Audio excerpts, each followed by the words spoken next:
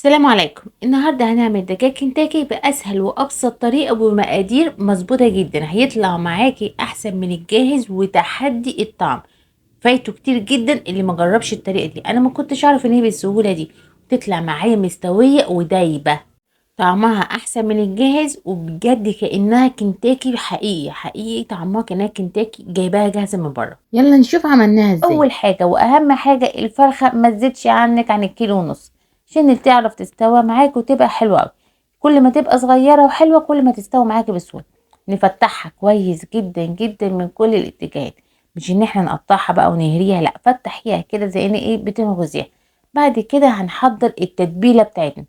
اول حاجه لبن رايب من عند اي سوبر ماركت، عنده دلوقتي متوفر لبن رايب كتير. حط عليه كوبايه حليب، يا اما عايزه تستخدمي لبن رايب كامل تمام ما فيهوش مشكله. ده حوالي انا حطيت نص كيلو لبن رايب ومعاهم كوبايه حليب، معلقتين خل.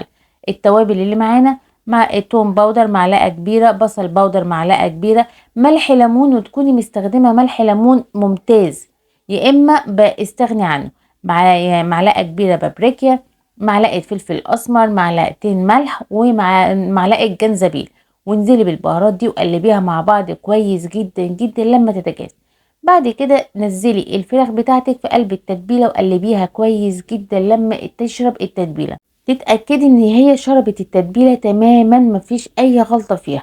وتنزلي الفراخ بتاعتك كلها وتسيبيها على الاقل من 6 ساعات لليله كامله، مش اقل من كده، عشان تشرب التتبيله. الفراخ تشرب التتبيله تمام. غطيها بقى ودخليها التلاجة وسبتها انا من بالليل لتاني يوم الصبح، اخدت ليلة كاملة فيه. هنحضر بقى الخليط بتاعنا. دولت 3 كوبايات دقيق، 3 كوبايات دقيق، وعليهم كمان نص كوباية نشا. البهارات اللي حطيتها نفس البهارات اللي في التتبيلة ما عدا ملح الليمون. معلقة بابريكا، معلقة توم باودر، معلقة بصل باودر، معلقة جنزبيل، معلقة فلفل اسمر، حطيت كمان معلقة ملح وبس كده. وبعد كده هناخد الدقيق بتاعنا اسفه الفراخ بتاعتنا وننزلها الاول حاجه في الخليط اللي هو الدقيق ده. يعني بص 3 قلبات. بعد كده ميه ساقعه متلجه نزليها فيها، عدي 3 مرات على صوابعك. بعد كده هتعديها كده ايه 10 مرات، تديها 10 مرات كده في الايه في الخليط تاني بتاعنا.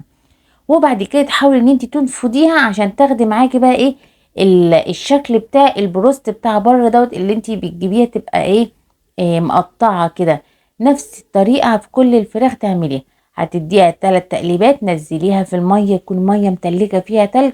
تعدي 3 مرات، بعد كده تقلبيها 10 مرات في قلب الخليط بتاعنا بتاع الدقيق والنشا بالبهارات. وبرده تنفضيها كده من الدقيق، هتديكي الشكل المعرج ده. بصي زي بالظبط انا حبيت اعيدها مره واتنين وتلاته عشان ده اهم خطوه عشان تطلع معاكي الفراخ زي الجاهزه بره بجد حقيقي. تمام. واعمليها 10 مرات. بعد كده تكوني محضره عندك الزيت بتاعك. الزيت تكون انت مسخناه وهديتي عليه النار بقى خلاص. شايفين التعريكه بتاعته؟ هو دوت الشكل النهائي اللي انت هتطلعي بيه. الزيت عندي انا سخنته وهديت النار عليه لما هدى مني، بس ما يبقاش اللي هو برد خالص، لا. وتروحي جايه منزله الفراخ بتاعتك فيها. اهم حاجه يكون الزيت غزير، لازم يكون الزيت غزير. وتهدي النار بقى وتسيبيها تستوى على راحتها. تهدي النار عشان ما تتحرقش منك او لونها بقى يغمق او كده. تمام. فانت تهدي النار عليها يعني متوسطه. وبعد كده طبعا تقلبيها. لو انت طبعا عندك القلايه اللي هي القلايه بقى الكبيره دي ما بتحتاجش تقليب، انما لو زي عندي كده في الطاسه فاحتاجت ان انا اقلب.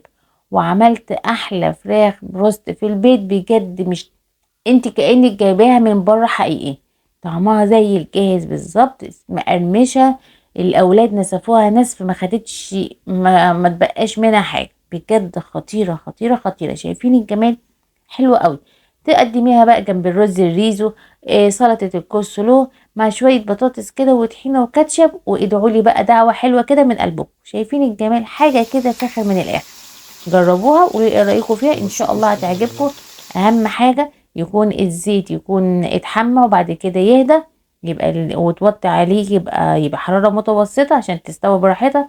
الفرخه بكبرها كيلو ونص ما تزيدش عن كده. وجربوها وهتعجبكم وهتطلع معاكم احسن من الجاهز. وهكتب لكم المقادير تاني في اول كومنت.